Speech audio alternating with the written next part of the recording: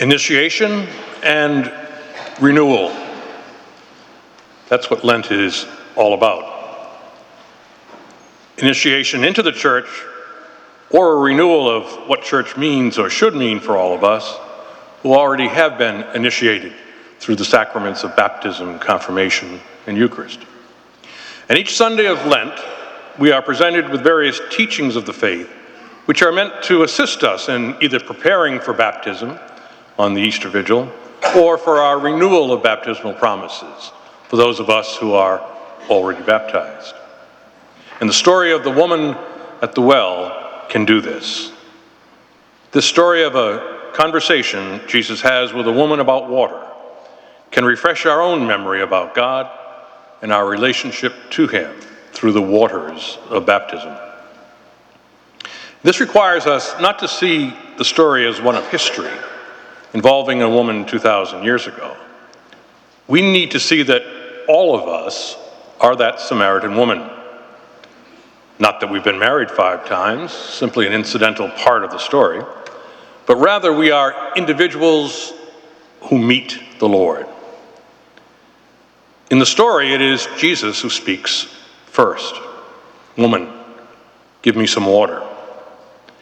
In its original telling, this fact alone was noteworthy because Jews and Samaritans avoided each other like the plague. They were enemies. Moreover, a Jewish man rarely, if ever, talked to a non-relative woman in a public place.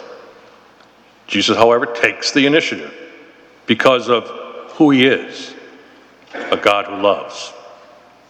We're reminded that during these weeks of Lent that God always takes the initiative and calls us, invites us, not because of who we are or what we have done.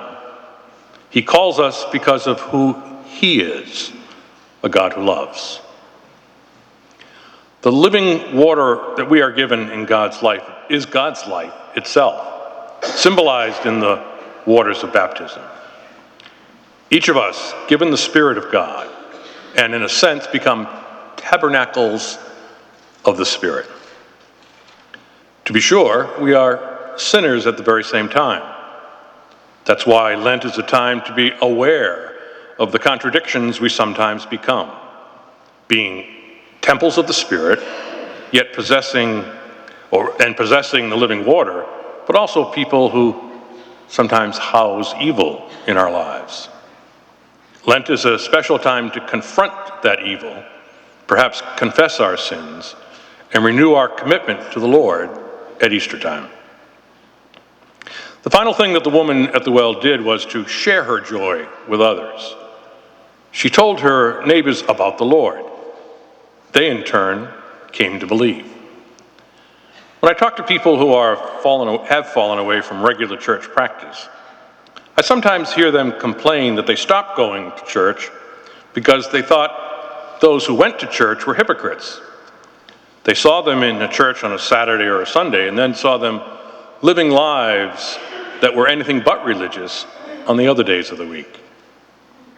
At the same time, many people who return to the sacraments and regular church participation do so because of the example, the influence of another, a family member or friend, maybe simply an invitation to join them at church.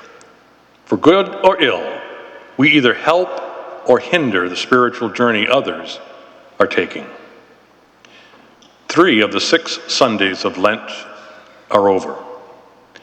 Let's use the remaining weeks to prepare ourselves to renew our own baptismal promises. Let us be open to the living water that God gives us. Yes, we acknowledge the presence of sin in our lives and ask for God's forgiveness, and then we celebrate the new life that is Easter.